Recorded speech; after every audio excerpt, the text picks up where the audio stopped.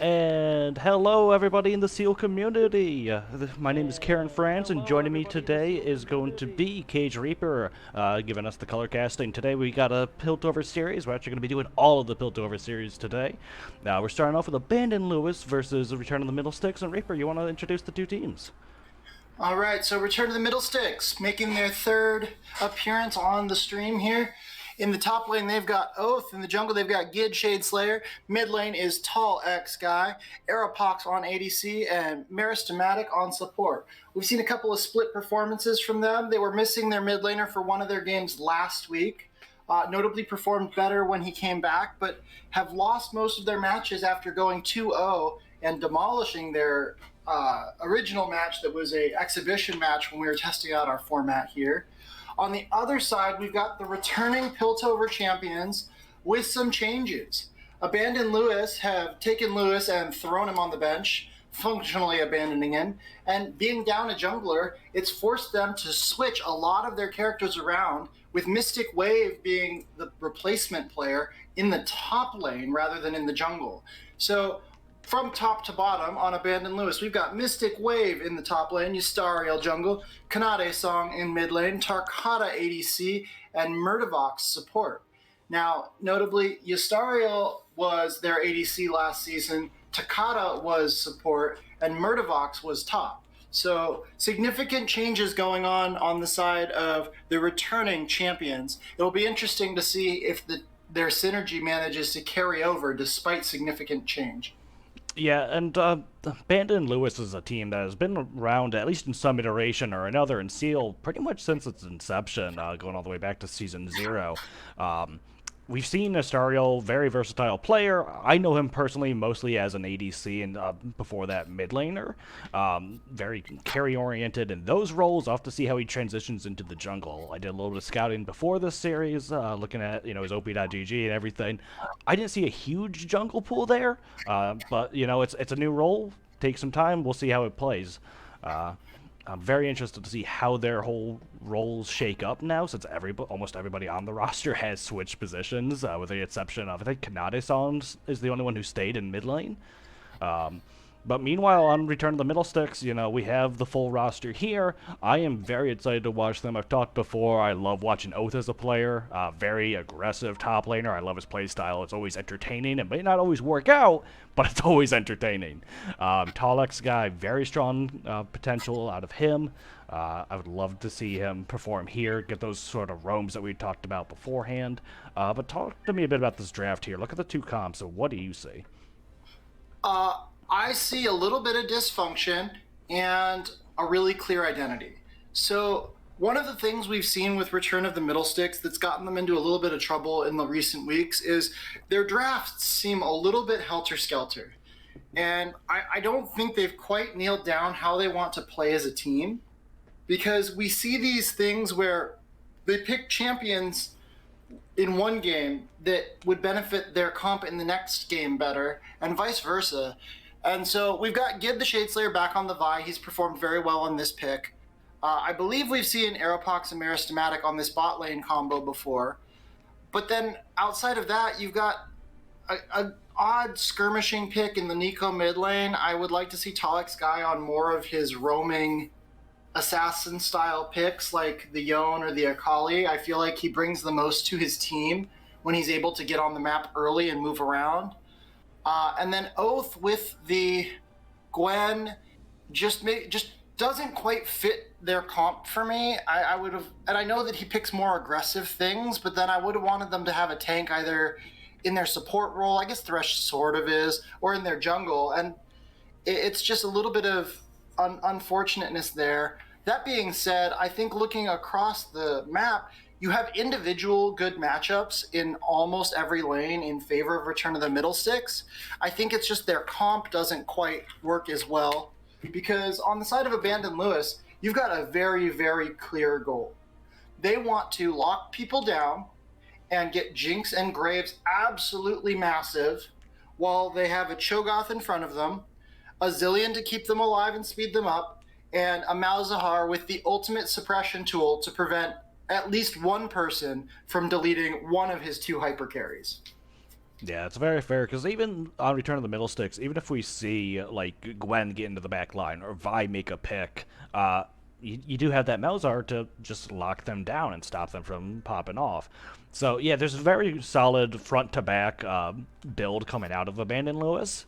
Um, I'm really curious to see how Return of the Middlesticks makes their comp work. It's going to be a lot more of a pick comp with that Thresh, that Vi, and that Nico.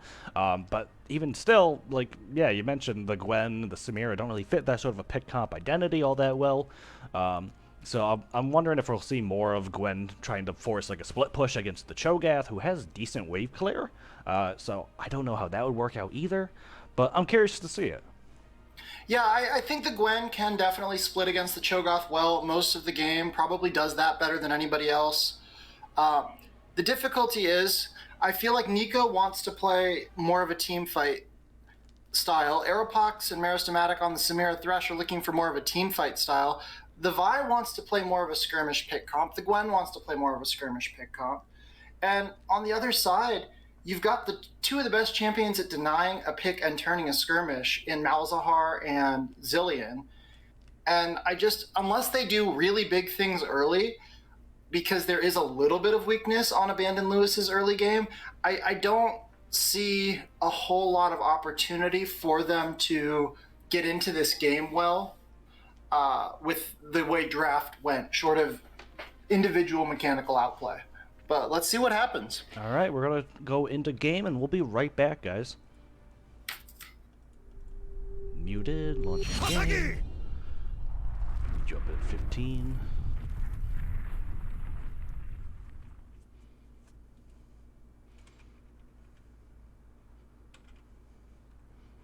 Alrighty, get rid of that. Open that up.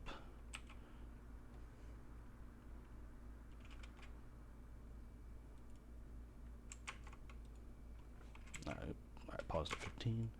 Why is this not showing up on the screen? What the hell?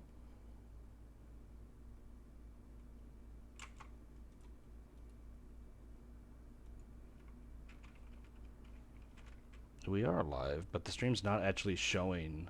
Oh fuck, my overlay is fucked up.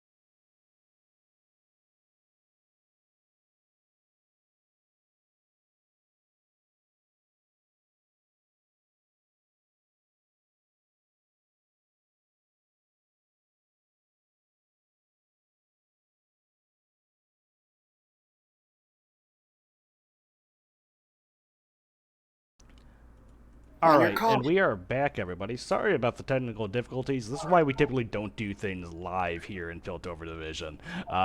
Somebody messed with the settings a little bit, but it's back. We're back. All right, Reaper, you ready to unpause? Let's do it. Alrighty, and hang on one quick second, because thought I heard an echo. Maybe I didn't. Maybe I'm just crazy. All right, back to scuffing the stream further.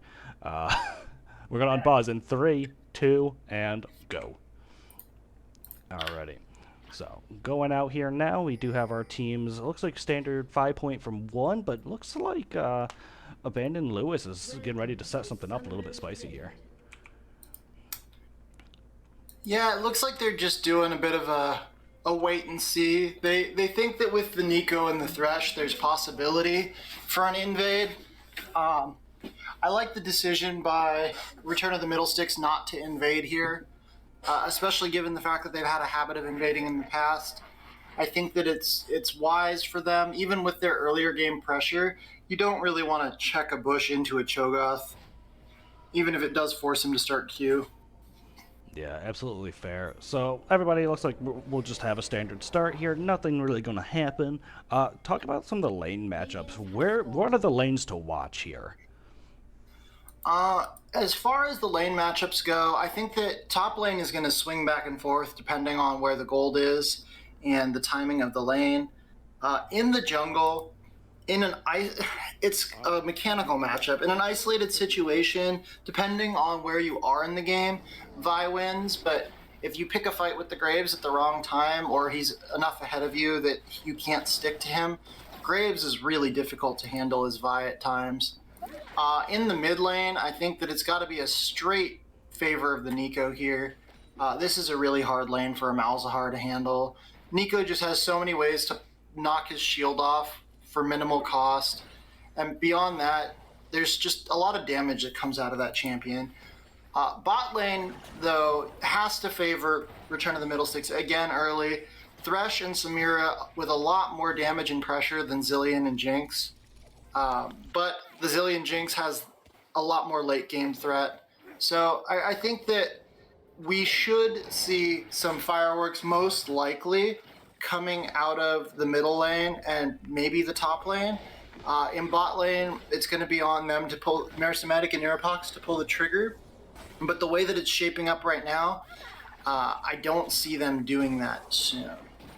Yeah, I can agree with that. Where do you think jungle pressure is going to be prioritized here? I mean, in the past, we've seen Gid focus down the solo lanes mostly, but now with the aggressive bot lane, there's a good opportunity to put some pressure down there. Well, we see Gid start on the blue buff. So he started on his top side of the map, meaning that his attention is going to be towards the bot, half of the map, and mid lane. I'm hoping that he makes a play towards bot lane. I think that it's his most gankable lane. It has the easiest setup for him right now. You don't really want to pay too much attention to the Gwen up in top lane too early. On the flip side of it, Istariel is going to want to pay attention to his mid lane, trying to deny the Nico pressure. And top lane, Cho'Gath has a fantastic setup. Yeah, I mean, we're seeing good damage being traded back in these side lanes here. Gwen is brought down to about half. We have Meristematic is also down to about half. We do look like we were going to have a gank coming out of this top lane here, possibly. Nope, Gwen is recalling. Graves decides not to go in. Good feel of pressure there by Oath, recognizing where there was a bit of trouble. Really good play by the bot lane here to walk up and deny this crab from Vi. They found her in the bush looking for a gank, and because of the pressure that they had, they were able to get into the lane first and steal away this crab, which, while the experience doesn't matter a whole lot, that's about 80 gold early into a Jinx pocket. That's an extra cannon minion. So especially if you're not losing anything for that, it's a huge win for them to pick that up. Yeah, absolutely. Right now, CS is more or less even across the board, except for down the bot lane. We are seeing that early pressure of Samira coming out already, 28-17. Obviously, the wave is about to crash. We'll have to see how much Jinx is able to pick back up to even that out. But Istariel is looking to come top onto Oath right now, kind of backing off. Cho'Gath not really with him. There's the smoke cloud coming out. Q goes out, doesn't hit anything. W has dropped it, and she's out of there. Meanwhile, though, Vi coming in on Kanade-san. There goes the spell shield. Vi goes in. Flash forward from Tallux Guy. Lots of damage going down. Ignite is there. First blood secured for Tall X guy. Really, really well played there by the combination of Gid Shadeslayer and Talex Guy. Talex Guy breaks the Malzahar shield with an auto as the Vi is charging up. Kanade Song a little premature on the flash, flashes before either of the CC spells are cast. Gid turns around and manages to land that. Oh, some trading in the jungle. Vi is being caught out by the Zillion here. She is slowed down. Meanwhile, Takata has come on up. There's another slow going down on Gid. Traps have been laid out, but they have Nico coming back in and a Thresh Lantern to get them all out of there. Meanwhile, the Directed Cam has decided we want to watch top lane CS. All right, we're back down to the bot lane action here.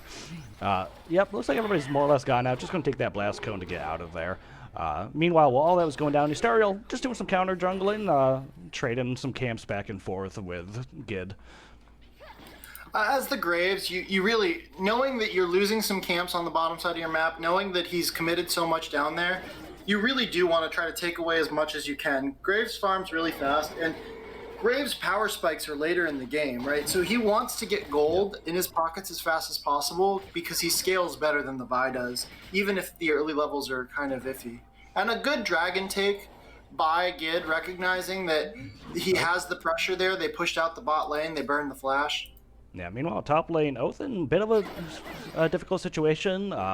Mystic Love does have the level 6 advantage over him, but he has no mana, so it's going to be really hard for him to cast his ultimate. Yeah, just enough to go up and cast it. Meanwhile, bot lane, though, we have the Zillion gun engaged on by Aeropox and Mrstomatic. Has to speed himself up to get out of there. Burned his flesh as well, but meanwhile, mid lane, Talix Guy dropping his ultimate down onto Kanade-san. Doesn't quite have the damage to finish him off, though. He limps away. About 150 HP left to his name. Really good start to this game for Return of the Middlesticks here. Oh, as a little bit too aggressive in the mid lane. Yep, Ystariel trading some damage with Talix Guy. Doesn't have level 6 yet, but Talix Guy has no mana, and those autos are going to hurt. Drops the little Invis clone, but there's Malzahar with the suppression going to lock him down as Ystariel picks up the kill with his Q. I mean, and there is exactly what we were talking about earlier, right? As much as the Nico can bully the Malzahar, you have a button that literally allows you to deny just about anybody and set up your hyper carries. Looks like Talix Guy was about to 1v. Gets in on the Jinx, lands that hook, damage being traded on over, but going to walk away with just a bomb on her head. She is A-okay. Bit low on mana and half HP, but she's fine. But yeah, it looks like they're about to get 1v2'd by the Nico, and the Malzahar just walks up and pushes ulti. Nothing else is necessary when you've got the damage from a Graves or the damage from a Jinx. Yeah, absolutely. And another point I wanted to make, but there's a bit too much action, as we're seeing a bit more now going down to the bot lane. All right, they're fine. Hook went through. While all that had gone down earlier, we also saw another moment where Oath took the opportunity to go in and start counter jungling on the behalf of his own jungler. So Oath is somebody who likes to push in his lane very hard and then start stealing the enemy junglers' CS. Also, really important on the Gwen. Gwen's a late game character, right? So for Oath needs to get ahead of Mystic Wave and stay ahead. And they're doing a really good job on the side of Return of the Middlesticks in controlling objectives, making really good aware pathings, knowing that Ystariel's not a seasoned jungler and is trying to just farm up to teamfight as much as possible. And so they're really taking smart timings to get these early objectives down. Yep, and we saw, there goes the Herald, and so we have that already secured, as well as First Dragon. Both of them went over to Return of the Middlesticks, so great objective timing on that. Looks like we have a bit of a roaming pair with Vi and Thresh heading up to gank this Cho'Gath in the top lane. He sees it. He's starting to back out right now. Director Cam wants to watch mid lane action instead of the 3v1 top lane. We do get the flash out of Malzahar again, so he's going to be a bit more vulnerable. It looks like Cho was able to just walk out. He had to burn flash up there, but full HP, so no damage really traded over to him. I mean, anytime you see a 3-man go up one direction and the camera jump away, nobody's dying there. Yeah, unfortunately, Directed Cam. Meanwhile, though, Graves is setting up here for this mid lane. Nico goes in, ult goes to go down, but is locked up by the Malzahar. Gets that shield, trading the Knight, does pick up the kill, has to flash away. Oath maybe still looking to chase it, or Ystarro's still chasing it. Does not get locked in, but I don't know if he really has any good way to go in. He does flash forward, lands the ultimate, is able to secure the kill. Jinx Rocket came in, but didn't land. Good pickup by Oath. Meanwhile, we have Thresh Hex flashing forward, looking to get in on this. Jinx does land the flay, does land the hook. Aeropox trade some damage on over, but they don't have enough to secure any kill. So they're just going to trade vision back and forth. Meanwhile, Graves is there. Just going to recall. Looks like he's just being there if he's needed. Notably, the Vi has hit level 7, and we still haven't seen that Vi ulti come out. We do really need to see that. Tulloch's guy playing the mid lane really well, doing a really good job of timing. Oh. Yeah, we might have an engage coming out here as Vi does jump over the wall, has to burn flash and ult just to get the spell shield. I'm not really sure if that was too worth it. Might have been a bit too forced. Tulloch trying to get in there. Vi Q does land, but the Nico snare is not able to catch him. A lot yeah, burned I'm with there. you. Big force there, kind of unnecessary. Oh. Meanwhile, Thresh doing a bit of invading himself here. Ystarro does catch him out, able to put down some good damage onto the Thresh, bringing him all the way down to sub 200 HP. He does have Zillion there. Jinx Rocket comes out and does secure the kill. Aeropox is low HP, about to get burned, does drop. Nico and Vi have joined the fight, but it's now a 3v2. Ystarro picks up more as the Jinx secures the kill. It is now 5. Everybody has joined the fight to pick up 4 for nothing in favor of Abandoned Lewis. Really big fight there. Not a good place for Return of the Middlesticks to be. They have been doing a really good job of counterpunching and keeping this game close. But unfortunately, when you have the early game comp, you really need to be the one who's proactive and taking charge of things. Now to fall 4K gold behind and to lose your dragon advantage, it's going to be a hard uphill battle for Return of the Middlesticks to get back into this game. Burden of failure is really on Abandoned Lewis here making a mistake. Yeah, but that was a huge swing, and even nullified even further by the fact that Cho'Gath was able to just walk there from base to join that fight and immediately teleport back top lane, so he didn't even miss out on any real CS or experience up there. They are dropping Herald bot lane as Vi is down here, but so is the Malzahar. Nico's coming on down and is currently going to be, what appears to be a 3v4 at the moment. Gwen TP will be back up in a few seconds. Meanwhile, Graves and Cho'Gath are locked into that top side of the map. We'll see if she comes on down to join them. Just trying to get Herald in range of the tower right now. Vi does come in, does force the flash out of Jinx, follows up with the ultimate, but I don't think the rest of her team is there to really help her out. Nico, meanwhile, is going in on the Malzahar. They do trade ultimates. Knight does come down, and Nico does pick up the kill there. Zillion getting re-engaged on by the Vi. Lots of damage being traded back over as we head to the top lane as Oath is going to dove under his tower. Aeropox is meanwhile diving under the bot tower. Does go down to the tower itself. Merstomatic, ooh, survives with a sliver of HP. Oh, but gets executed by a minion nonetheless. Meanwhile, we did have Gwen drop in the top lane, so they are going to be taking a bunch of tower plates up there as the Herald also exchanged a bunch of damage down to the bot lane tower. So, as good of a trade as this starts off as for Return of the Middlesticks, when you lose the Samira, you lose your ability to take this turret. On the other side of the map, you have a Graves and a Cho'Gath who's likely going to drop an entire turret now for this fight. So the initial play looks good, and it gains back a couple hundred gold. You pick up a few kills, you get an execute. So big shutdowns, big gold falling back over, but at the end of the day, you're actually further behind now because of the top side of the map going the way that it did when you overcommitted to the bottom half.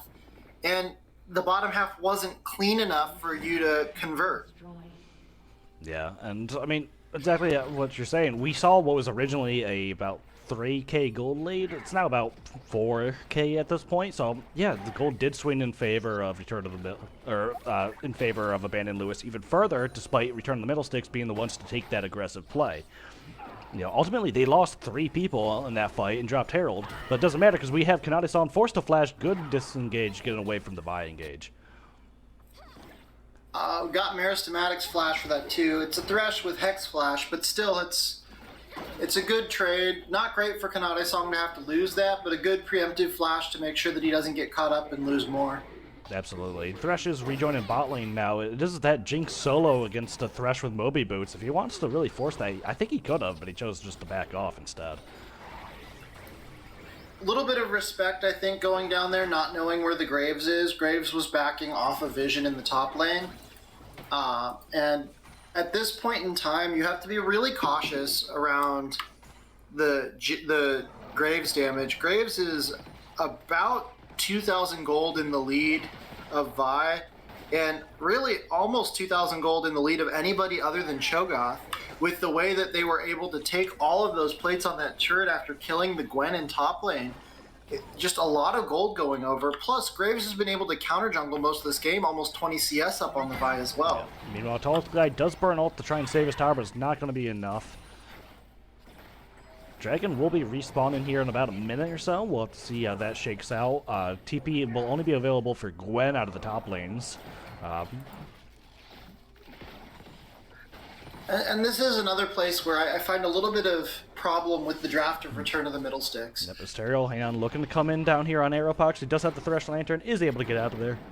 Meanwhile, though, Nico is now finding herself surrounded as Malzahar is coming in, but there's the hook onto the Graves. He is being chunked out, but he does manage to survive as they trade the kill over onto the other person, I forget who, but so much damage is being traded out now. Gwen has joined the fight, but it is currently a 1v3. She throws down the choppers, misses her Q, and looks like she's able to get out of there thanks to her W. Oh, but she does not want it. She wants to keep going back in as Oath wants to keep trading, gets locked up, burned down. Vi is re-engaged onto the Jinx, picks up that kill back. Asterial maybe looking to fight here. No, as Gid goes back in onto him, but he has the assistance out of the Zillion. Damage is being thrown onto Gid, and he drops himself. You can't re-engage back onto a Graves that's fed, especially when the fight's been going on for a while. The amount of true grit stacks and free armor that the Graves had at that particular juncture, you're not going to win that fight as a Vi. Like, you don't have enough damage. You already used your ulti. You picked up the shutdown onto the Jinx. That was your opportunity to take your assassination and get out. Yeah, we have a 7-0-4 Graves on the board right now. About 2k gold in his back pocket as they're about to finish off this dragon. Meanwhile, Cho'Gath was up in the top lane the whole time and picked up the Herald. Yeah, looking at this gold graph right now, Graves with a 2,500 gold lead on anybody on Return of the Middlesticks, a 1,500 gold lead on anybody on his team. And if you're playing Graves, this is the position you want to be in, right? Backing for his second item finish and half of his first item. Graves is so far ahead of this game that you can pretty much run into anybody on the map at this point and fight them. Picks up the plated steel caps, disrespecting both solo laners as not doing enough damage to need the Merc Treads. Yep, and he also recognizes the lack of CC on the other team, but it doesn't matter because right now Thresh is going in on the Malzahar here. Damage has been traded back. Tallest Guy is burning, but he will not drop. Instead, they do pick up that kill on Malzahar, going over to Meristematic and Thresh, actually. A little unfortunate that's the way the gold went, especially because Nico as a champion, and this is why I don't like this champion for Tallest Guy. He's playing it very well, but Nico as a champion does not turn out that much damage. Yeah, right? Meristematic just tried to Hex Flash over the bot wall for an engage, but wasn't quite able to get that distance he needed for it.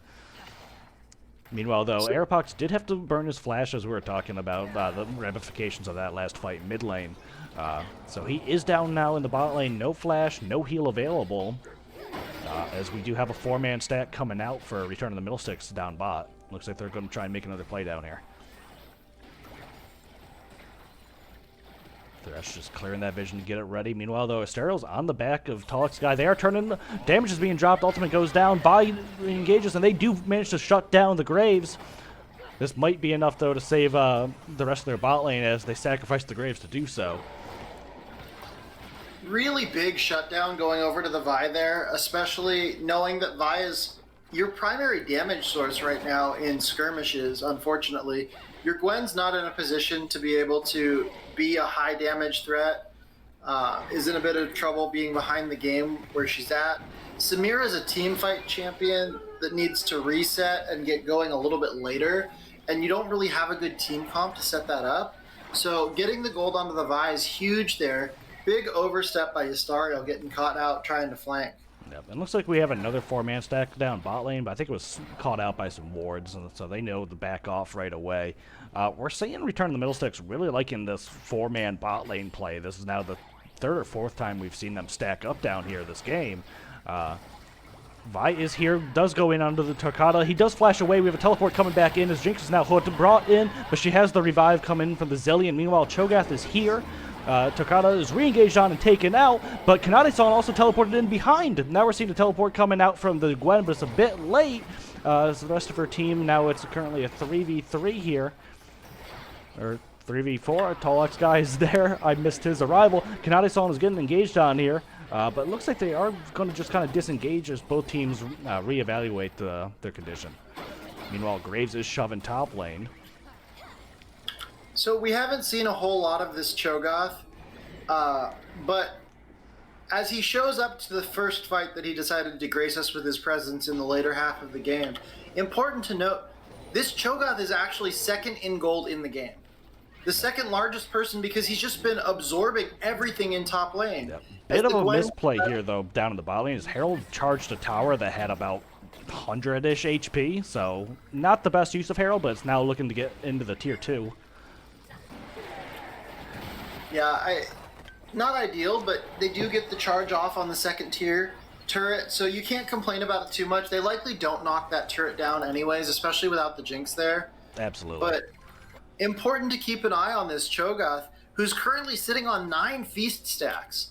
One of the things that you don't realize about Cho'Gath is if you leave him alone in a side lane, and he's able to just farm up the early Rift Herald, got a couple of champion chomps in there. This is a Cho'Gath now that's sitting on about, let's see, 1,000 extra health for free. Just based off of a little bit of good play. For the record, there isn't an item in the game that gives that much health. And the Cho'Gath with an early Anathema's Chains likely targeted on the... I gotta see if I can figure out who he's targeted. I would have to guess Samira in team fights and Gwen in the 1v1 lanes. I would assume that it's against the Samira because of the lane situation that he's been in. But I don't know. Is there an animation for it? I don't recall. But I mean, they do secure now their third Drake of the game here at 22 minutes. So they are 1 point away from getting that Air Soul. And the Cho'Gath feasting that Drake means that... Oh. More stacks going on to him. They do manage to put some good damage onto him, as they do go full engage here with the Vi, ulting the Cho'Gath under his own tower. Maybe not the best target selection. Gwen is trying to put damage down onto the Malzahar, but he's kept alive by the Zillion ult, actually, after he goes down. All in all, they so far just 1-0 in favor of Abandoned Lewis, picking up that kill on Gid, who went a bit too aggressive under tower. Ystario, yeah. Up a bit there, a bit aggressive positioning from him, but he had the spell shield, so it doesn't matter that Thresh landed a hook regardless. And notably, Jinx not even present for that fight. At no point in time was the Jinx even in range of it. Well, she threw in a rocket if you count that, but that was about it. Meanwhile, though, it looks like Oath is looking to trade with this Jinx, but Stargirl is here, so he has to reevaluate it. Throws his snips to try and heal up a little bit, but doesn't matter as Oath does go down to the Graves ultimate. Stargirl just always where he needs to be in this game. Yeah, Ystario benefiting a lot from a couple of questionable... Nico maybe looking to engage here as Graves doesn't mind. He's going in. He has a spell shield. He knows he doesn't really have to worry too much as he goes in. Almost drops to Nico there. They got the tier 1 or tier 3 bot tower. Now they've got moving on to the tier 3 mid tower here. They got one inhib exposed, looking to expose a second. Yeah, the Graves really has benefited a lot from the tilted map that they've been playing on, Return of the Middlesticks really committing 4-man bot, just trying to keep this Gwen off in a side lane. But without that support to defend Vi's jungle, Graves has really been able to farm up both jungles pretty effectively. Oh, Gid maybe catching out. Zillion does have to drop his ult on himself. Astariel is now all alone. Murdervox does get dropped by Oath. They're looking to pick it up onto the Graves, who did get a counter kill on the Vi. But it looks like he is able to get out. So 1-for-1 trade in what was essentially a 5v2. Yeah, well, but that's the difficulty, right? Is you're getting to the point where if Graves and Zillion and Cho'Gath are together, it doesn't matter where the Malzahar and the Jinx are. Right, and Baron is now going to be started, as I recognize. Return of the Middlesticks does not have their jungler to contest this, plus they have a Cho'Gath to help secure it. Pretty sure they're going to have to just give that, but they are posturing pretty aggressively for it. Oath walking up, force the flash out of Torquata, but they do manage to secure the Baron. Looks like they are trying to back out right now. Should be able to do so pretty cleanly. 10,000 gold lead now in the favor of Abandoned Lewis, and if you look over at the Graves is currently sitting 4,500, maybe just about 4,000 ahead of the Vi. Yeah, absolutely. 4,000 gold ahead of anybody else in the game. Yeah, that Graves is absolutely crazy right now at 13,500 gold. That's insane to see. Meanwhile, the nearest on Return of the Middlesticks is that Vi is his, opponent in the jungle just about to hit that 10k mark. And the Vi benefiting from a lot of shutdown gold as well. The Graves is just farmed every quadrant of the map, as well as benefiting from some questionable pathing a couple of times by enemies. Astariel catching out this Gwen, looking to go in on him. Is trading over a bunch of damage. Gwen looking to heal up through, but it's not going to be enough. Meanwhile, Gid is now in a bad situation as they are trying to get a pick onto them. Does lock down the Vi, is going to drop. That did cost the Malzahar ultimate for it, however. But it doesn't matter because it's going to be a 3v5 now with a Cho'Gath with, what is that, about 6,500 HP it looks like? How many bars? 1, 2, 3, 4, 5? About 5.5. Yeah, this game should just be... Hook onto the Graves from Mercenamatic, but he turns it right around as he does go in. Nico Wall doesn't land on anybody. Meanwhile, Aeropox being chased out by the Cho'Gath, does try to dash around him, but she's going to drop as well. There's nobody left standing for Return of the Middlesticks to oppose this 5-man push from Abandoned Lewis. I think that we're going to see the end of Game 1 here, unless Oath has something really crazy up his sleeve. I was in the process of trying to say this one looked pretty over, and they ended it for us. So there's that. Yep, that will be the end of Game number 1. All right, Abandoned Lewis coming out pretty strong here in our first series. I mean, I think it was a big showing of macro play against Return of the Middlesticks. We saw, even when Return of the Middlesticks tried to make plays going like that 4-man bots that they kept trying to do, Abandoned Lewis was able to just counter it every single time. What are your thoughts on how the game played out? Oh, I mean, I think that Return of the Middlesticks didn't do themselves any favors with their draft. I think that started their problems for them. I think they did a really good job of staying in the early game for about the first 10 minutes or so, but then they lost that one big fight in the bot lane over a little bit of over-aggressive positioning for Dragon 2 from their bot lane without the rest of their team there to back them up. And it really snowballed from there. They were never quite able to get back into the game after that. That 4,000 gold lead just ballooning as the game went on. And it seemed like even though they had an idea of what they wanted to do with their team comp, better than I thought originally, it wasn't something they were ever able to do, and it played right into the hands of the draft that Abandoned Lewis had. Abandoned Lewis's draft did exactly what they wanted it to do and more. And so there's a theory of rock, paper, scissors about drafts and how certain drafts beat other drafts, even if they're both optimal. And looking at the draft and the win conditions and the approach to how you wanted to play the game, both teams were sort of able to do what they wanted, but Abandon Lewis wins rock, paper, scissors just based off of the fact that they're able to execute well enough with their 3-man on the bot side of the map that their Cho'Gath and their Graves are benefiting from 1.5 quadrants of map, while everybody else, the other eight players in the game, are crammed into one bottom quadrant going 3v4. Yeah, I have to agree. Now, before we take our little short break as we get ready for game number 2, Ace MVP, what are your thoughts? I got mine. What do you have? I mean, I don't think that you can. All right, I'm going Maverick. I'm giving my MVP to Murdervox on the Zillion. Okay. It's easy to look at Yustariel and the game that Yustariel had, but I feel like a lot of Yustariel's game benefited heavily from the fact that he was able to stay away from the game and farm.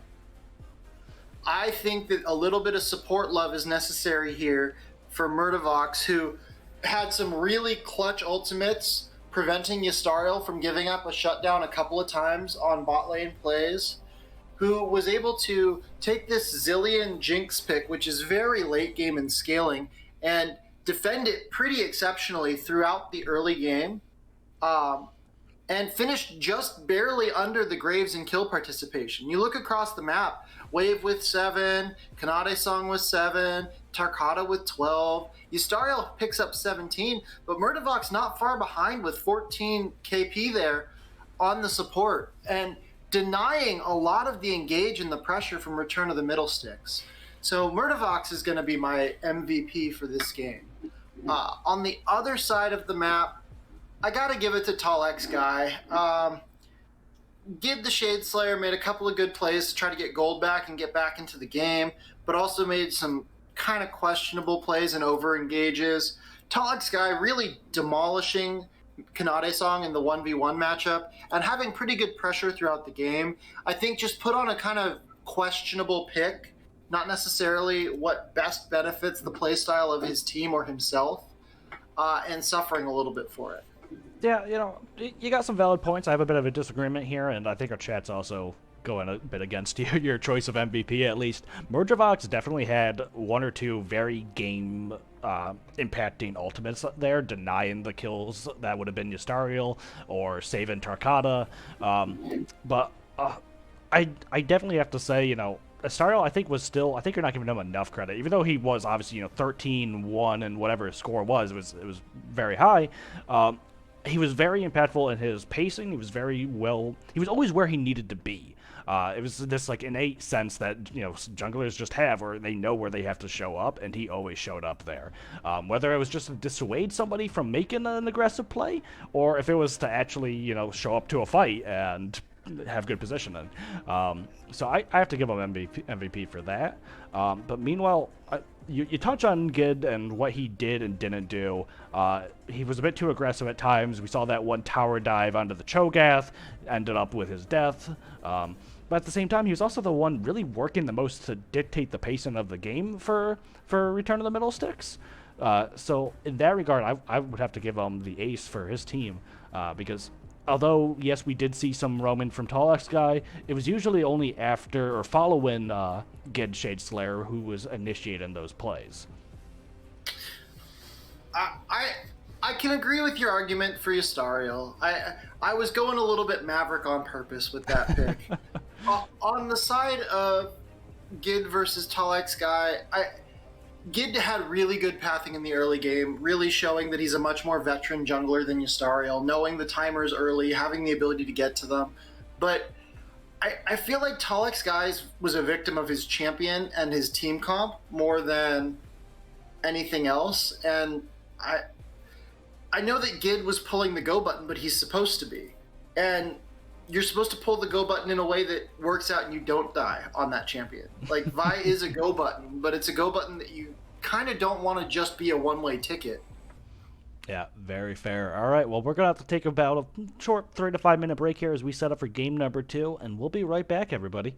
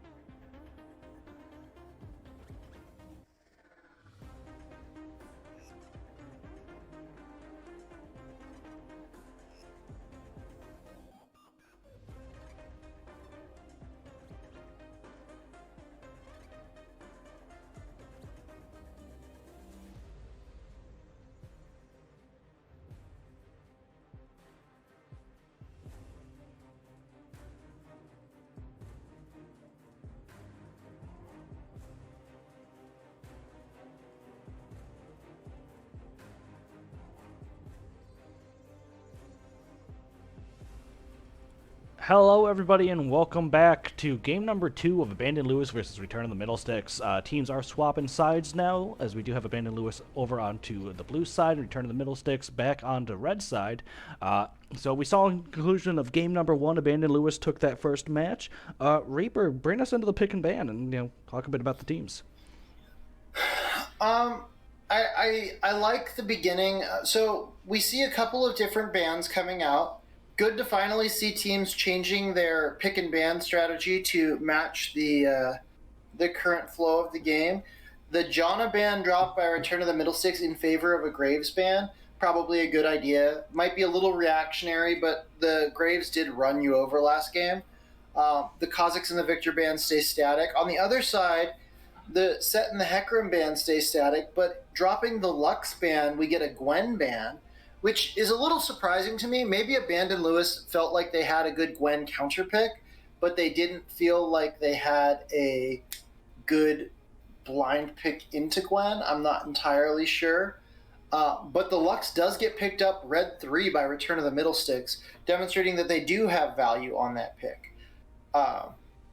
As these drafts start off, you've got the Kassadin pick into the Vigar. That's a really strong pick. It's a good pick for Talek Sky. It feels like it's a little bit later starting again. And when we've seen him and this team perform really, really well, it's been with him on these champions that are capable of early movement and early fights. And Kassadin's capable to a certain extent, but I kind of don't really think of Kassadin as a real threat until about level 11. When he starts getting his items online and gets that second level in his ulti. The Volibear pick, I think Volibear is sleeper strong right now. Really, really slept on. And I do like that pick. Unfortunately, the Malzahar pick showing that the Vigar is going bot lane. And I don't know if that was the original plan for Abandoned Lewis and they were trying to bait a pick, or if that was just the result of knowing how bad that Kassadin Vigar matchup is. But the Malzahar locked back in for Kanade Song, it's got to feel kind of bad as Kassadin. Not the end of the world, but that's not a fun lane to play into. Anytime that you misplay, the Malzahar really capable of punishing you. Then in the bot lane, we've got a bit of an interesting bot lane from Return of the Middlesticks. They opt into the Lux Seraphine. I've seen a handful of different Seraphine lanes work and be played. I don't know how I feel about Lux Seraphine. I feel like it almost might be a little bit too squishy. Most of the time I've seen Seraphine really benefiting from being with some sort of front line or like denial ability so that she's not caught and killed. Mm. Maybe they weren't worried about it because it's into a Caitlyn Vigar. Oh, that's Vigar support. That's really odd. That I would have definitely thought that was going mid, but I guess Nope, not. Vigar does go support this game. I mean, the Lux Seraphine matchup down bot lane, it's a very long range of aggressive, like, pokey sort of comp that they have out of those two. I almost wonder if the Yasuo pick, last pick, was kind of a bit reactionary to their comp in and of itself, because it's all AP up until that point, and it lacks that consistent DPS. It's all burst AP. So Yasuo, he doesn't have anybody to work with as far as getting knockups go. He's self-reliant on that to trigger his ultimate off of his third proc of his Q, which has me pretty worried about that. But I mean, ultimately, otherwise, it does bring some sort of balance to the comp. I'm really hoping to see Gid Shadeslayer put a lot of focus top lane for Oath to get him going, because that Ornn lane will be a difficult lane for Yasuo. It's a very beefy, very sturdy opponent who brings a lot of base damages to trade with. So it's going to be hard for Oath to get off himself, but if he has good Shadeslayer there, the Volibear's strong early ganker, brings that CC, brings good damage himself. As long as he's able to get Yasuo snowballing, I think this could work out for them. But again, there are those concerns about the mid game. There are lockdown opportunities. You got Malzahar ultimate to really shut down Yasuo, even if he does get going. You have Vigar with a baby cage. It's going to be hard for Yasuo to get in there unless he just teleports with his ultimate. So it's going to be very difficult. On top of that, you also have Lee Sin to just kick him away. Like, at the end of the day, it's that simple. And And in lane, you run into the problem of the fact that the Ornn is capable of denying knockup, right? Like, to my knowledge, Ornn Yasuo is a very Ornn favored matchup, and one of the few tanks that performs really well outright into Yasuo. And as much as this is a perfect example of what Return of the Middlesticks does that frustrates me a little bit, I love the Volibear pick. I think you should have picked Volibear last game with last comp. I love the Vi pick. But the Vi pick looks better with a Yasuo who can ulti off of the Q, can ulti off of the R. It's just a little bit of planning misfire, it feels like to me, with the way these Return of the Middlesticks comps come together. And I'm not sure if they're just kind of picking individually what they feel like is strong or feel like is strong into their lane. But I feel like if they zoom out and they put their drafts next to each other, they can move certain pieces that their players already play these champions and make an overall stronger, more comprehensive draft for themselves.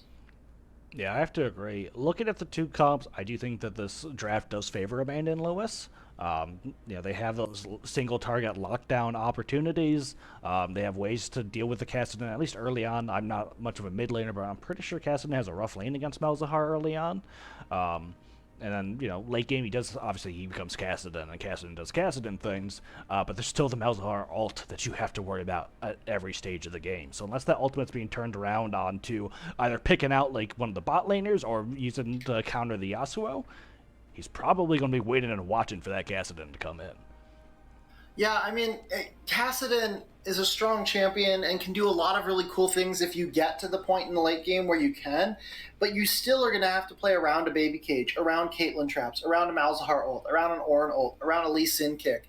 It's a good comp from Abandon Lewis to deny Kassadin damage as well as to deny Yasuo damage. So once again, Return of the Middlesticks with this kind of two carry comp where they have two hyper carries and then some backlane damage, and we'll see how this works out for them. Let's get into this and see how it actually plays out. Alrighty, and we'll see you all in game in just a few seconds.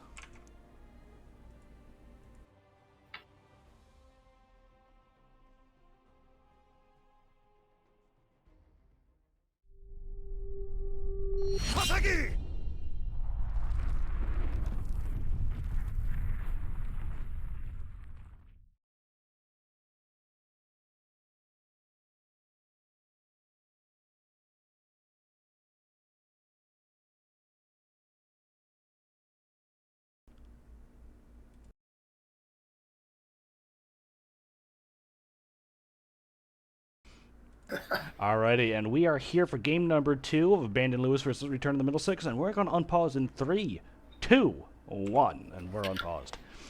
So right away, we do have some pings coming out from Abandon Lewis. Looks like they are going to be heading towards that bot lane, doing a little lane gank there. We'll have to see. Lux is all alone down there. I wish that Return of the Middlesticks would have looked to do something a little cheesy here. You've got the Lux, you've got the Seraphine, you do have a really good lockdown. They do see the Lux there. Don't know if she has Q or E yet. Lee Sin does go in on Lux, does chunk her down, but the rest of his team can't really follow, so just going to trade a bunch of damage down. Does dodge Heropox's little effect there, so going to be okay. Yeah, that Lee syndrome there, working out for Ystariel, but could have been a big problem if Return of the Middlesticks had been in slightly better position.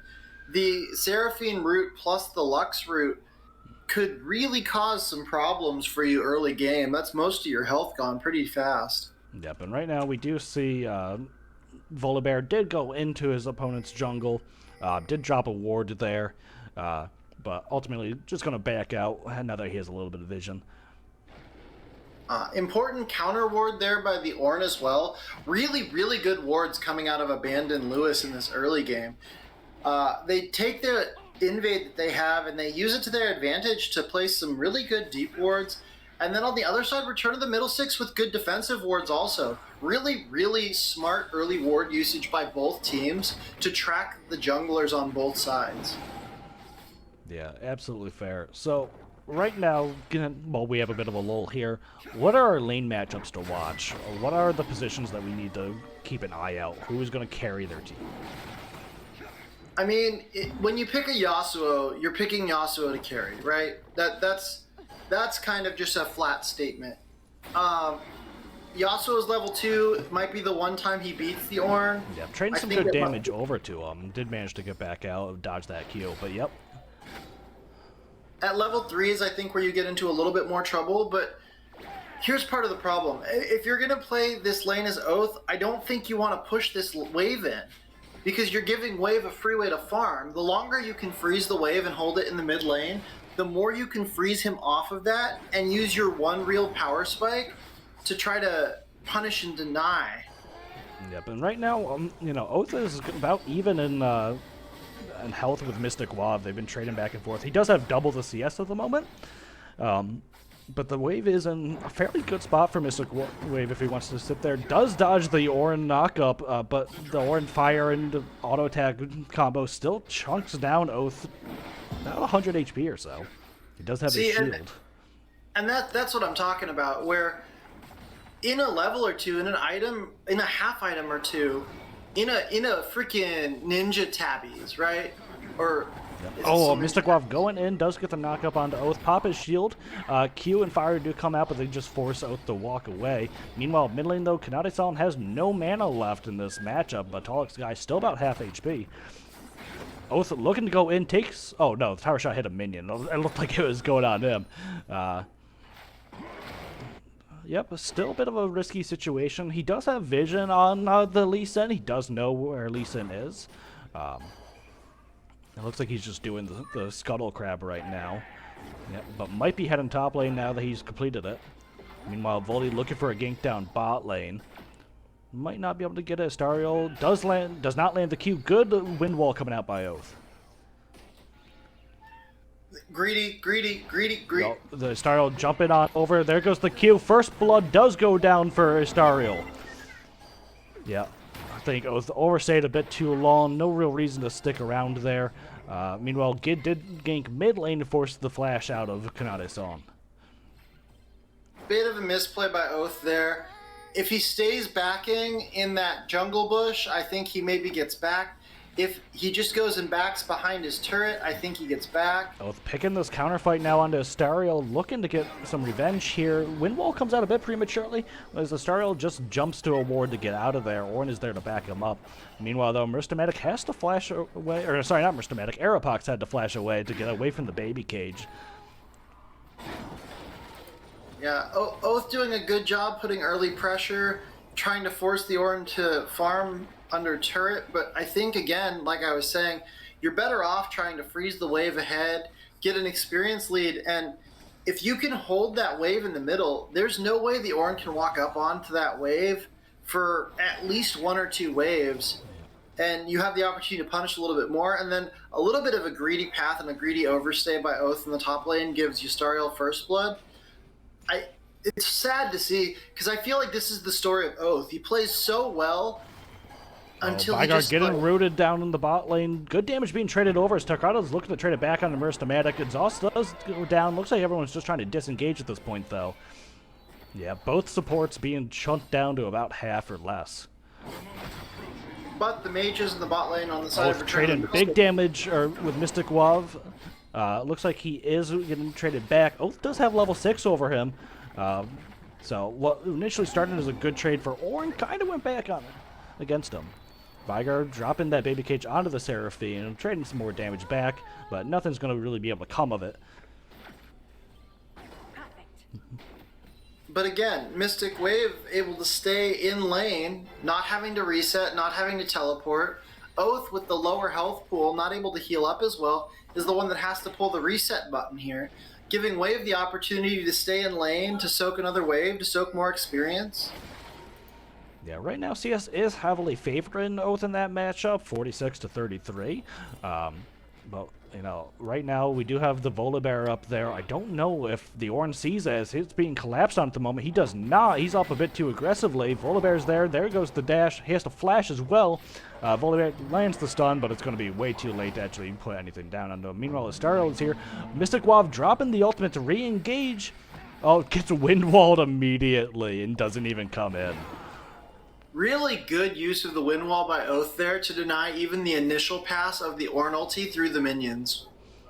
Yeah, absolutely great denial and really just shut down the entire re-engage that they were planning. Meanwhile, though, Lux is kind of roaming. She's currently mid lane, looking to head back bot lane. I missed where she went up originally or for what purpose. Ooh, Astariel picking that fight there with the Yasuo. Getting chunked down. Maybe not the best choice to make. Vigar has arrived there with that Predator baby cage coming out. Oath does block some damage. Managed to pick the kill over onto Lee Sin. Meanwhile, though, we're going to mid lane as Tall Guy and Kanade saw on a trade with Mr. Matic dropping that shield. Oath is still alive somehow up here as Ornn's looking to chase him. Gid is there now 1v2. Both people are very low HP. Ornn dropping some good damage. Baby Cage is gone, but he does pick up the kill onto Oath, who got a little bit too greedy once again. Meanwhile, Gid looking to pick up that other kill. He knows he probably won't be able to escape, so he might as well trade it back on over. Yep, Merstomatic looking, or, sorry, Gid, the Shadeslayer looking to pick up that other kill. Meanwhile, though, bot lane binding does go down onto the Caitlyn. Torquata is burst out. Gid, barely alive with a sliver of HP, does drop finally to Mystic Wav. All right, well. What a series of events. Meanwhile, Lee Sin looks to be making a play down bot lane, but he's currently all alone down there. Also, in all of the shenanigans, we missed a kill by Tall Guy onto Kanade Song in the mid lane. Lee Sin engages onto Aeropox, does get the kick, forces, able to pick him up. Meanwhile, Baby Cage comes out, forces the flash from Merstomatic. Not able to pick up the second kill, but that's okay. They still got the one.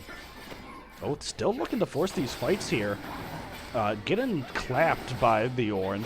Doesn't follow up with the ultimate. Oh, it's still on cooldown, but it's back up now. He might go for it. There it is. He does have the shield, but the passive damage. Oh, does Oath survive? He does survive. They both survive. Ornn coming in now. He doesn't have the wind wall to block it. It doesn't land, though. Meanwhile, mid lane, we have some action going down here. Oath looking to force us. He does have the knock up on that third Q. Doesn't land, but the shield goes out. The clap, the tower shot finishes off the kill onto Oath. Over aggression once again. And Oath is a song of two stories. He makes an amazing play to pick up the Yasuo 1v3 and survive. Then he overstays and gets killed by the Vigar support.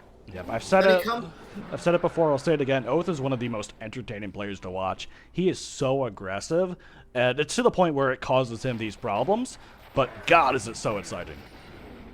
It is. He's a really entertaining player to watch, and he plays so well. I wish for him that he would have an ounce of dial it back so that he could benefit from the amazing outplays that he makes. But he just then plays on the knife's edge a little too much to even benefit sometimes. Yep. Absolutely. Despite being 1-3 on this Yasuo, even in gold with the 2-0-1 Ornn right now, just because of what he's been able to do. Yep, still picking these fights with the Ornn and putting down some good damage right now. Ornn looking to trade it back now that he's got his combo up.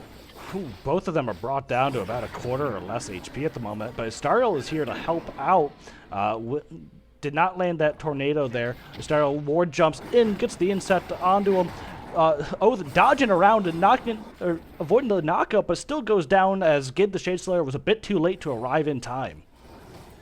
I mean, and this is what you called for, right? And this is what we talked about in the first game, where Yustariel paying a lot of attention to these mismatches in the top lane, and really putting his bot lane on things where they're going to scale and they're just going to play topside. Yustariel, Wave, and Kanade Song just playing topside around their jungler, really just trying to get him big and enable him to carry the game. Yeah, absolutely. And I mentioned going into this, I wanted to see a lot of focus from Gid Shadeslayer up top lane, and I feel like he's making the efforts, but he's always just a little bit too late to actually do what he needs to do. He's always showing up just as Oath is already engaged and knocked himself and his lane opponent both down to about a quarter HP. But he's not able to get those engages to secure kills. Instead, he's coming just a few seconds after Stariel has already been there, or after the Vigar has already been there. So it's not working out just right.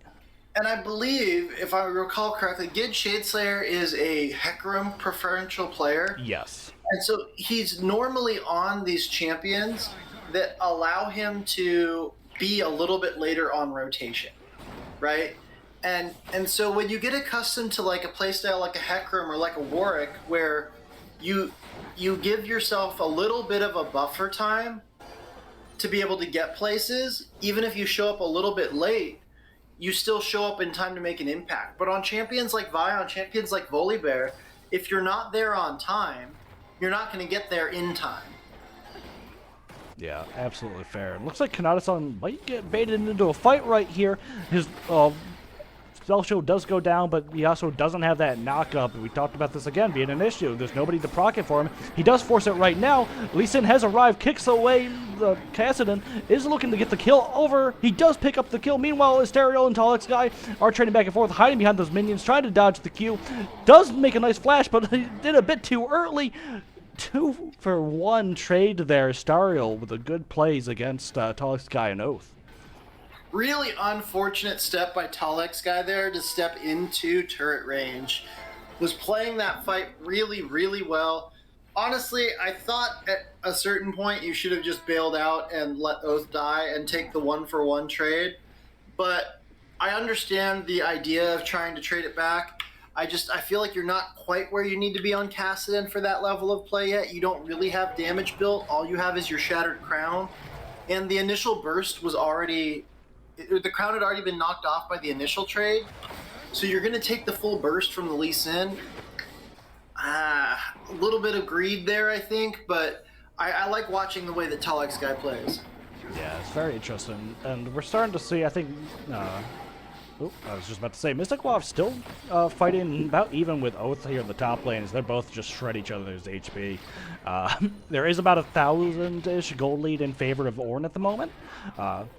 So we are seeing, Oath's over-aggression starting to cost him that lane matchup. Meanwhile, Merstomatic is mid lane to do things. Kind of just running away from the Lee Sin, I think, in that situation. Oath is starting to heal up now that he has the Vamp Scepter. These trades back and forth are starting to work for him. As we do have the Herald now dropped up here with the Volibear support. I think Mr. Bob just has to run out of there. He sees it. Oath does have the knock-up, but they do land the ultimate. I think that's going to be it for Mystic Wav as he does go down. Meanwhile, Herald chunking away that top tower. Will it survive to get a charge onto tier 2? Good play to take the first turret, trading the dragon for it. You're already down 1 dragon, so dragon's not going to be your win con necessarily unless you get a lot later. I think that that's probably a good trade for Return of the Middlesticks. It gets them back in the gold of this game. My only complaint right now is I'm going to do a little bit of Mystic Wave shaming, waiting to build those plated steel caps until after fully finishing your Sunfire and your Bramble Vest. I understand the want and the need for those items, but I think that into a champion like Yasuo, you can almost benefit from picking up the plated steel caps before you even finish your Balmy Cinder. Yeah, I think personally, as a top laner, I would have gone the plated steel caps. I would have gone just all the components, right? The Balmy Cinder, the plated steel caps, and the Bramble Vest before finishing the Sunfire. And I get that your Sunfire deals a lot of damage, but I feel like on Ornn, a lot of your damage comes from your kit and your base damages more than it's going to come from your extended burn. Exactly. So just staying alive in that fight longer would have been, more practical.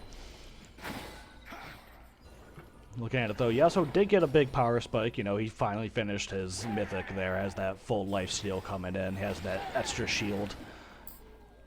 I mean, he was able to get a huge shutdown on the Mystic Wave as well as knock down the... Stariel in a bit of a tricky situation. They do look like they're trying to chase this, but Murdervox has arrived there. There is the suppression down onto the Volibear. Ultimate came out from Caitlyn. They do secure the kill, goes over to the support. Meanwhile, though, Oath and Mystic Guav once again trading back and forth, but Mystic Guav kind of winning that trade now, these base damages.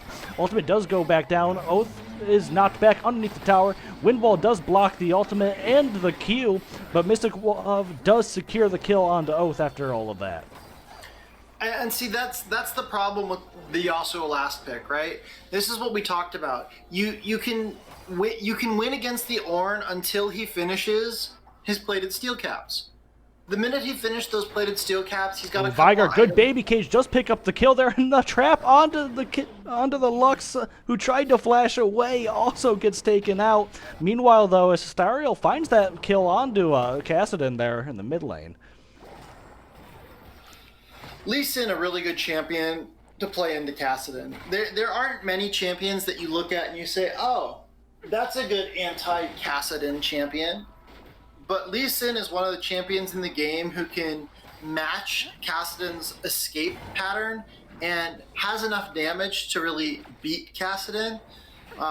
So for the side of Abandoned Lewis, the fact that your Lee Sin is absolutely massive is going to be really, really beneficial in preventing the late game Kassadin trade. Tried to get aggressive down here in the bot lane, but was instantly caught out in the baby cage. Right now, not doing too well in the 2v1, but still looking to force it. Baby cage is back up again. Meanwhile, Astariel has picked out the bot lane, instantly deleting that Lux. Oath trying to get out of there. There's some healing going on, but I don't think it's going to be enough. There's the Lee Sin Q. He turns it back around and gets the ultimate to finish the Lee Sin instead, though. Currently a 4v2 down in the bot lane. Well, get Shade Slayer and Mystic Wave are trading back and forth. Mystic Wave does pick it up. Tarkata, low HP, but Kassadin flashes forward and is able to secure the kill. Whew. Really good. Oh. Yep, meanwhile, we do have Malzahar coming back in. Another baby cage going now, but Aeropox is able to dissuade that with his own Q. Looks like they're going to try and defend this tower 3 versus 2 right now as Lux goes top of the aim to the Ornn, but he's recalling up there. Talix guy gets suppressed mid-ultimate, going to get baby caged into the charm, but they do manage to get the kill with the turret onto them. Oath, meanwhile, drops in the backline. Talix guy versus Murjavox, and Murjavox flashes forward to pick up that kill. Return of the Middlesticks should call themselves Return of the Over-Aggression. They make these great plays, and it's not even just the individual players, right? It's the whole team. And maybe it's just the way that they play, and this is why they get along. But they make a great play to get a couple of huge shutdowns, right? They go forward, they get a pick onto the Lee Sin, they get a pick onto the Caitlyn. They think they're going to take the turret, they get into a little bit of trouble, and then they dive the turret. Yep, my dudes, you just made such a great play back up. You just got yourself almost back even in gold, and then you threw it away. Yep, I recall their week 1 matchup against Madtown Frydown. That was just 2 teams being hyper-aggressive all series long. And I remember, I think it was game 1, where whichever team was making the aggressive plays was the team that lost the play every time. It was such a funny little flip of the typical script that you would see in that situation, and we're seeing it again here. Right now, we are seeing Astariel looking to contest this dragon here, as both teams are, posing up. Currently, Abandoned Lewis is on that dragon. Baby cage coming out. Is secured for them. Teleport did come on in from the Ornn, who drops the ultimate, looking to make this engagement, but once again, Windwall just denies it.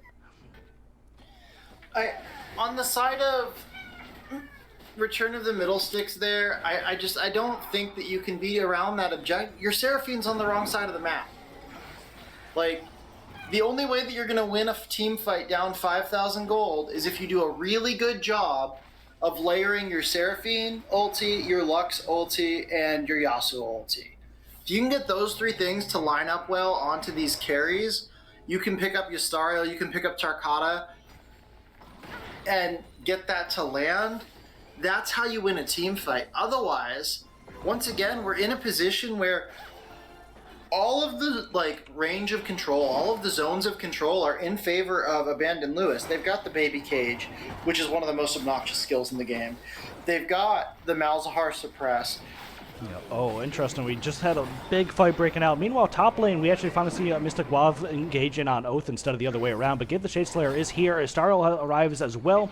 It is now a 2 versus 2 up there. Kanade-san coming in to make it a 3 versus 2, but doesn't matter because they do pick up the 1 kill. Ultimate coming out. It's going to be a double kill in favor of Astariel there. Unfortunate timing and positioning. You know, we just saw the rest of the team arrive to help out Abandon Lewis. Meanwhile, though, Baron is going to be started here. It is a 3 versus 5. They don't have their jungler to contest. It looks like nobody's going to try. Maybe Lux might come up here to just throw in an ultimate, but they'll be doing it blind.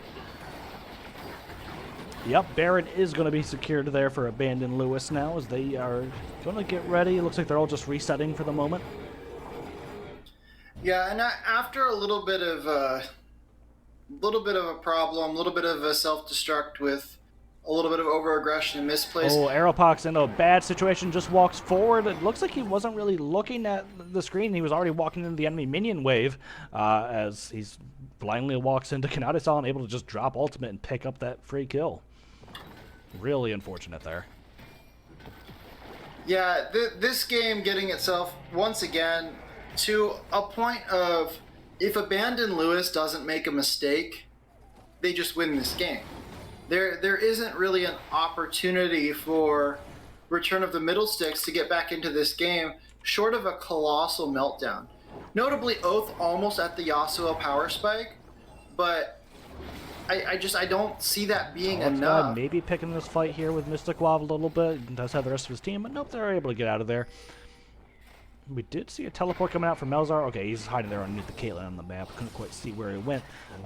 Estera looking for the flank. Does find the Lux, able to pick him up immediately. Meanwhile, Mystic Wav looks like his ultimate did get blocked by the wind wall once again. And we are seeing that as a very strong use of the Yasuo into this matchup that we didn't really discuss earlier. That wind wall has denied, I think, almost every Ornn ult at this point. Yeah, a little bit frustrating, but in favor of the Abandon Lewis side, they don't need the Ornn ulti. Oh, Charm coming down onto the Caitlyn, gets followed up immediately as they are deleted. Meanwhile, Oath into the back lane here, getting caught up in the baby cage, but he's still standing, he's still going, but he drops. Meanwhile, Gid flashes forward, looking to get in on here, stuck in the baby cage now. We are getting the ultimate being traded on over. Tallix guy tries to find a pick, has to get back out of there. Meanwhile, baby cage once again locking down Aeropox. This baby cage really just controlling the field.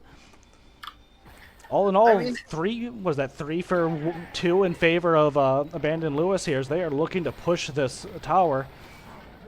And that was exactly that window that I talked about where they have to land the perfect engage. They pick up the 2 champions that they need to, but Tallix guy on this Kassadin on 2 items still, not at the point, like, he's not even close to the point he has to be at to be able to flip this game, and the game's 10,000 gold away from him. So he's in a bit of a tough situation. Oath, despite having 9 deaths, sitting on the most gold on his team, and actually the 3rd most gold in the game, picking up a lot of really big shutdowns and farming really well. But on the other side, you've got Mystic Wave and Astariel both sitting on 1,100 gold, just absolutely pacing this game. Yeah, absolutely. I mean, right now, it's a very difficult situation to be in. They did better in that team fight than I would have expected, given the gold difference, the objective difference. But hopefully they're really able to get that Yasuo spike, because they are looking to take Dragon's Soul right now. It looks like it's going to drop, no contest unless a Lux ult comes in. A bit too late there. So, yep, that is going to be Earth Soul in favor. Meanwhile, Lux does get Caitlyn ulted. But she is able to survive, has to burn her heal. Torquata, bad spot, got a bit too greedy there, didn't pick it up, looking to try and get it with a Q, does drop himself though. Oh, once again, a bit too aggressive. But notably, Dragon Soul is on the side of Abandon Lewis now. Mountain Soul, strong, not the strongest, but when you have a team like, oh my god. Oh, yeah. Once again, Astariel finding that pick onto Merstomatic. Meanwhile, he's in the back line, also picks up Tallix guy. We have the suppression coming out, but it's not going to matter. Having a bit too hard here. Looks like it actually worked out for him, though. 3 for 1 after Caitlyn's original misplay.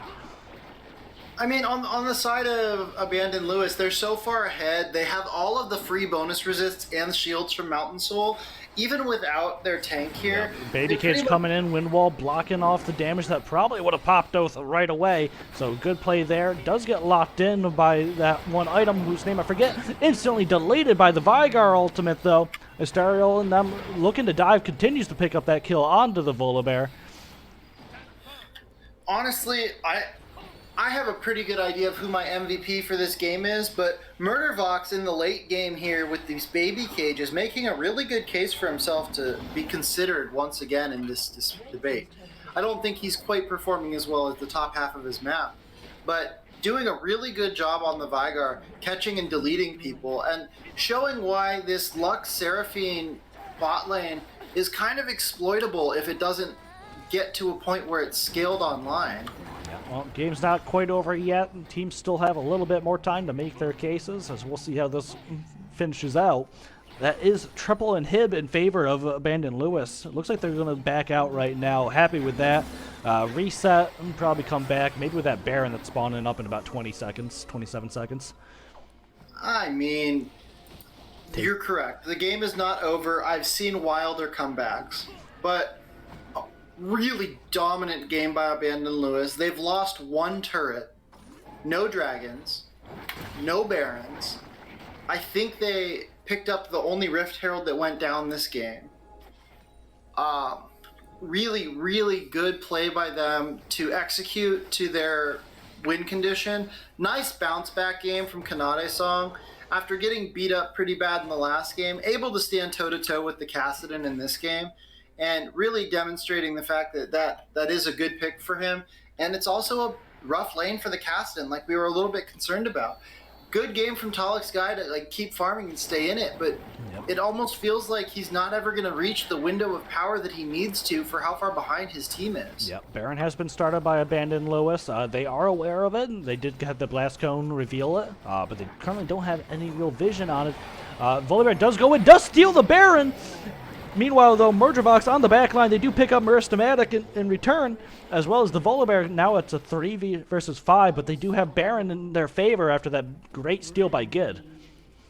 Really, really good play by Gid there to get over the wall, to do enough damage to drop it so he could smite it, especially into a Lee Sin. And this is where Yustariel being lane swapped shows a little bit. Huge kick coming out by Yustariel. So much damage immediately just taken out that the Yasuo opponent. Meanwhile, though, there's the engage, there's the lockdown onto the Kassadin. It's looking real grim as only one person, Aeropox, remains on the side of Return of the Middlesticks. With, one tower is dropped, second tower is dropping. Now they're onto the Nexus. This looks to be the end of game number 2. 2-0 for Abandoned Lewis. Really dominant game by Abandoned Lewis. I think that we touched on this a little bit. Return of the Middlesticks performing pretty well. They put up a good fight, but they doom themselves with these drafts. And I think that they need to take a hard look at how to build a team comp that's going to work in a coordinated manner.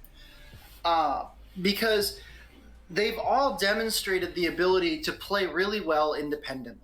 We've seen really good games out of Oath. We've seen really good games out of Gid. We've seen really good games out of Talek's guy. The bot lane has held their own before.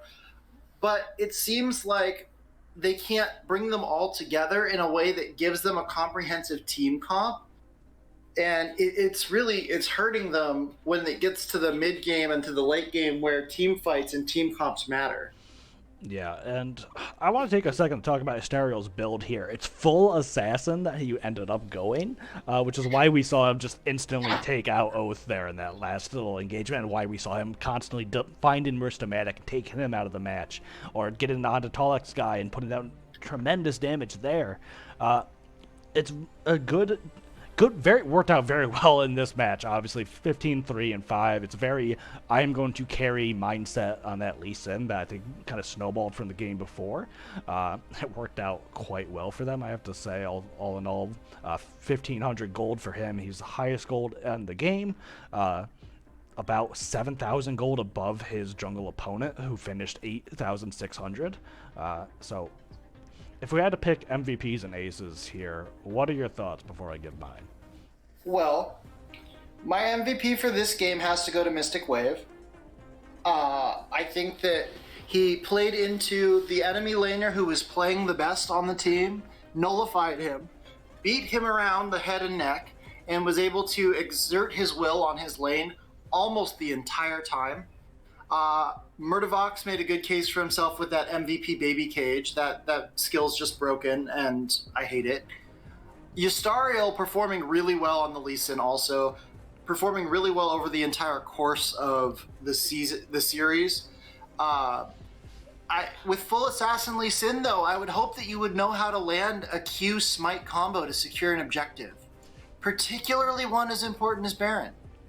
But that being said, while Mystic Wave does get my MVP for this game, Yustariel definitely takes my MVP for the series, performing in an absolutely destructive fashion in both games, just running all over the map, murdering people.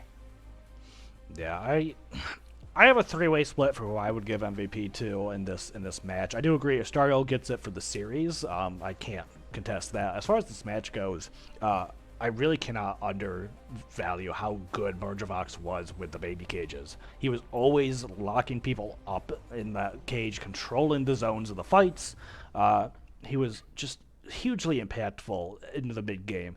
Even had a few nice roams early on with Vigar to help out the top lane. Hugely impactful, hugely influential on that champion. I think Mystic Wav would be another candidate there. As you said, went toe to toe with Oath all game long. A lot of that could be chalked up to Oath's over aggressions, but ultimately Oath was still mechanically really well playing on Yasuo. So it's a difficult showing and a very difficult feat to have stood up to him so well, especially finishing 8-1-6 with still over 1,000 gold lead over the Yasuo. So great plays by him. He did get a bit nullified with his ultimate by the Yasuo wind wall almost every time, as I mentioned in game, but strong candidate. And then obviously Astariel did a very good mechanical player with that Lee Sin. We do know that he loves to play these very aggressive, more mechanically influenced junglers, these more carry-oriented people. And he's showing why he's a threat and why the whole team as a whole was, the former champion of Piltover last season. As far as... no, go ahead. I was going to say, really good showing by Abandon Lewis, showing why they won Piltover last season. That is a very, very good, strong statement to be made. And they stepped up and they showed it in two of the shortest games that we've cast in Piltover this season. Were they? I think they were 27 and 29 minutes apiece. I think those are two of the shortest games we've cast in Piltover this season. Alrighty, well, maybe. We'll have to double check that stat for you guys. As far as Ace goes, it's hard to say for Return of the Middlesticks, because Oath really played, Oath the giveth and Oath taketh away. 4-11 and 3 on this Yasuo, but at the same time, although he gave all these kills over, he's got the highest gold for his team. He made a lot of very aggressive plays, but they also bit them in the back. So it's hard to really say whether or not I would give Oath the ace for this game. Tallux guy once again performed very well as a bit of a rock for his team. Did well in that mid lane matchup despite it being, a Cassidy into a Melzar. It's once again a difficult matchup. But he still made it work. I will say overall, as far as Return of the Middlesticks go, I want to see them reevaluate their draft strategies and team comps that they are building. Because they have very strong individual players, and I want to see them be able to make something a bit more cohesive going into these matches. Absolutely. I think it's a little bit easier for me to pick an ace. When I apply the kind of equation that I look at to pick an ace, I look at who was impactful on their team. And Tallux guy, while performing well, never really felt impactful on the Cassidy. Wasn't ever able to get to that point. And part of it is the game ended at 29 minutes, right as he was getting to that point. But was never able to do anything big to turn the game. it always felt like if somebody was going to turn this game, it was going to be Oath.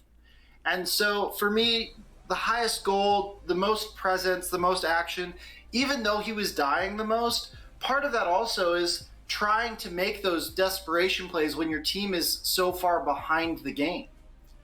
And so I do definitely give the ace to Oath. For this game, over the series, I probably give ace to Tall Guy as the most consistent player through both games.